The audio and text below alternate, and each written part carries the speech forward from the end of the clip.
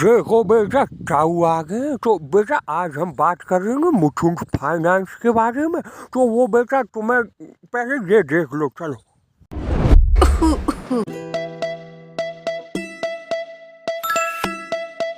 Perfect. लो Muthoot finance gold loan, भरोसा India का।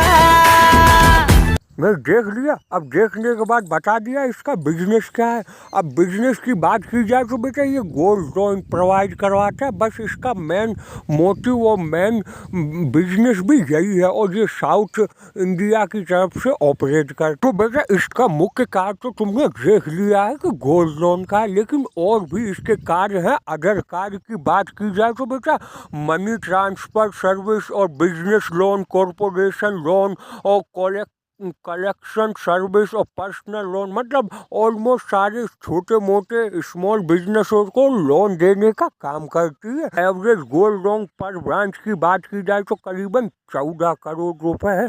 और ग्रॉस गोल्ड लोन एडवांस की बात की जाए तो 85,000 करोड़ रुपए। तो बेटा डिजिटल इनिशिएटिव की बात की जाए तो मुथूट ऑनलाइन, आई मुथूट ऐप और बेटा लोन एट होम ऐप, मतलब इन सब चीज़ों का डिजिटल कामकाज इनका बहुत अच्छा खासा देखने को मिल रहा है। तो जियोग्राफिकल प्रेजेंस की बात की जाए तो बेटा ईस्ट में करीबन 7%, वेस्ट में 17% और नॉर्थ साउथ में सबसे ज़्यादा देखने को मिल रही है।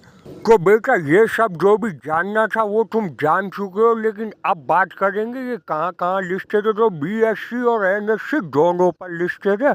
और बात की जाए मार्केट कैप की तो करीबन 70,000 करोड़, मतलब 69,872 करोड़ के करीबन इसका मार्केट कैप है। और पी रेशियो करीबन 17.2 है, मतलब ऑलमोस्ट सही ही देखने को मिल रहा है। और रिटर्न ऑन इक्विटी की बात की जाए तो 17.9%, मतलब करीबन अच्छा देखने को मिल रहा है। और डिविडेंड दे रहा है तो इससे ज़्यादा अच्छा क्या हो सकता है। डिविडेंड वैल्यू देखी जाए तो 1.34% है। और लो हाई देख सकते हो। और ऑलमोस्ट फॉरेन इन्वेस्टर की होल्डिंग है, लेकिन ये तो वहीं जाके देखेंगे। आ जाओ जल्दी। अच्छा, फाइनेंस सेक्टर में जो भी कंपनियां लगती हैं, बजाज फाइनेंस, जियो फाइनेंस और बजाज होल्डिंग, मतलब ये क्या है, श्री राम फाइनेंस, तो बेटा इसका करीबन ये 5वें नंबर पर देख सकते हो। 14.23 इसकी पी रेशियो चल रही है। तो ऑलमोस्ट दूसरे सबसे बजाज होल्डिंग की भी 12.55 है। लेकिन मार्केट क्या है, मार्केट का क्या फंडामेंटल है, उसे देखे बिना भाई पी रेशियो मतलब कंपेयर कर सकती हूँ, लेकिन बाजार का क्या कामकाज है और कितनी होल्डिंग है वो जरूर देख लेना चाहिए। आ जाओ बेटा थोड़ा सा और नीचे बात कर लेते। देखो रेवेन्यू की बात की जाए तो लगातार 2024 में बढ़ा है, और एक्सपेंसिव वो भी बढ़े हैं लगातार टाइम टू टाइम। और बात करते हैं, आ जाओ नीचे। तो बेटा कंपाउंडिंग सेल्स ग्रोथ की बात की जाए तो ईयर के हिसाब से 20% देखने को मिली, और 10 साल के हिसाब से तो 10% ही है। और कंपाउंडिंग प्रॉफिट ग्रोथ भी अच्छी खासी देखने को मिल रही है, 17% ईयर के हिसाब से, और 10 ईयर के हिसाब से 18%। लेकिन हमारे काम की चीज़ तो बेटा ये है, रिटर्न ऑन इक्विटी। इक्विटी होल्डरों को 18% लास्ट ईयर इसने अच्छा खासा रिटर्न बना के दिया है। 10 साल के हिसाब से तो बेटा 21%, और 5 साल के हिसाब से तुमको दिख ही रहा होगा। अब बात कर लेते हैं प्रमोटर कितने का है। देखो प्रमोटर ऑलमोस्ट सबसे ज़्यादा देखने को मिल रही है ब्लू कलर के। और बात की जाए फॉरेन इन्वेस्टर की तो फॉरेन इन्वेस्टर FII की मतलब 8.33% का स्टेक देखने को मिल रहा है। और बात करते हैं डोमेस्टिक इन्वेस्टर की तो उसका भी अच्छा खाता मतलब ग्रोथ देखने को मिल रहा है। और पब्लिक की बात कर लेते हैं तो बेटा पब्लिक का स्टेक इसमें है ही नहीं। तो बेटा करना चाहिए कि नहीं करना चाहिए ये तो तुम्हारे ताऊ बताएंगे।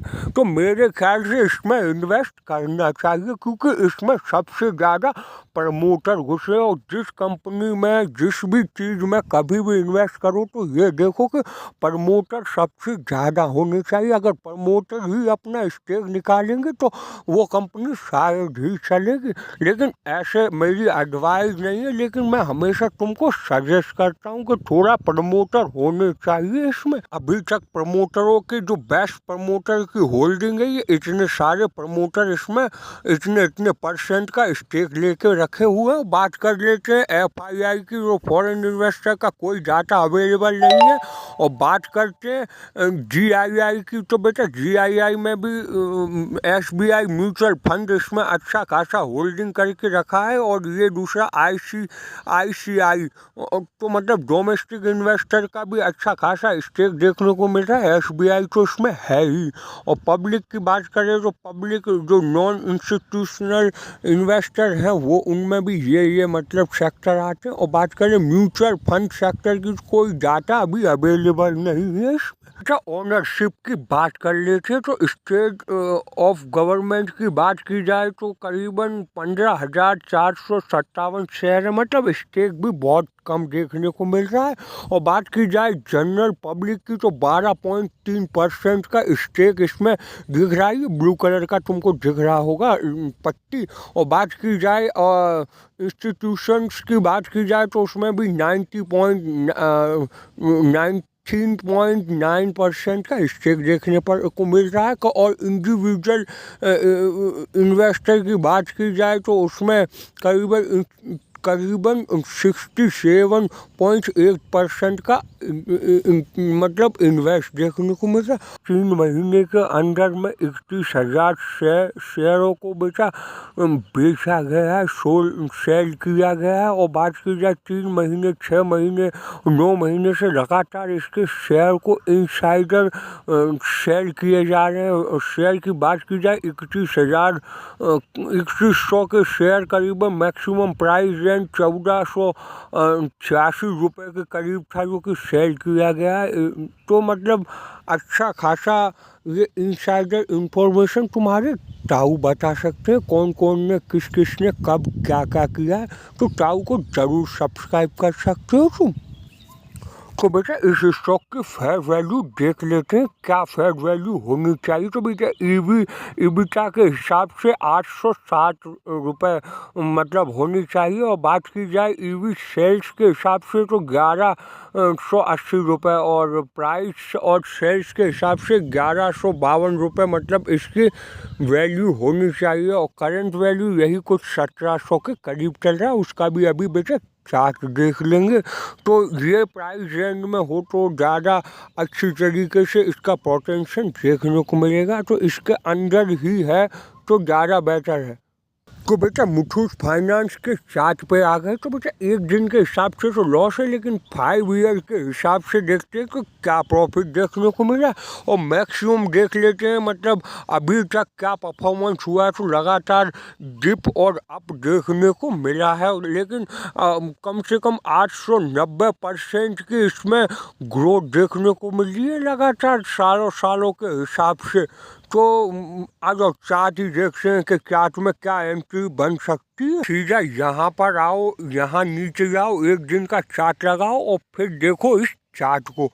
तो बेटा आज के दिन जो भी इसमें हुआ है वो थोड़ा सा अलग ही देखने को मिल रहा है। तो लगातार मतलब इसमें ग्रोथ टॉप पर है, मतलब ये अपने टाइमिंग से पीक पर है, देख सकते हो बेटा। ये देखो यहाँ पर अरे इधर आ रुक जाओ बेटा, तुमको यहाँ से बताता हूँ। ये देखो, ये पिछला इसने हाई मारा था और वहाँ से कंटिन्यू इसमें फॉल देखने को मिला है। इसीलिए तुमको अभी पीछे जो तुमने देखा था ना EB और EBITDA के हिसाब से कि तुमको बेस्ट एंट्री कहाँ करनी चाहिए, तो बेटा वो इसीलिए तुमको बता रहा था कि 1100-1200 की रेंज में बेस्ट एंट्री हो सकती है। देखो कितना बड़ा फॉल देखने को मिला यहाँ से लेकर यहाँ तक। रुक तुमको बता ही देता हूँ मैं।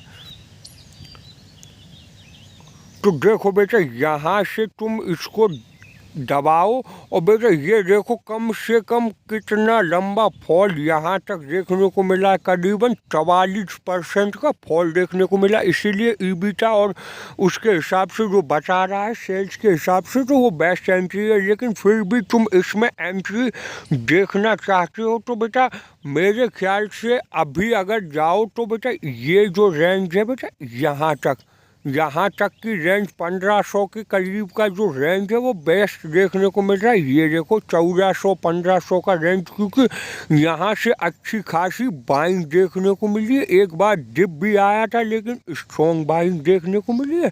देख सकते हो यहाँ पर थोड़ी कैंडल है, बुलिश मूवमेंट देखने को मिल रहा है। ये देखो यहाँ पर भी बुलिश मूवमेंट, लेकिन यहाँ पर कंटिन्यू सेलिंग देखने को मिल रही है। अपना प्रॉफिट बुक कर रहे हैं, नहीं तो अपना पैसा निकाल के थोड़ा इंतज़ार करेंगे ताकि करेक्शन हो जाए तो बाकी आज आगे चल के खरीद सके।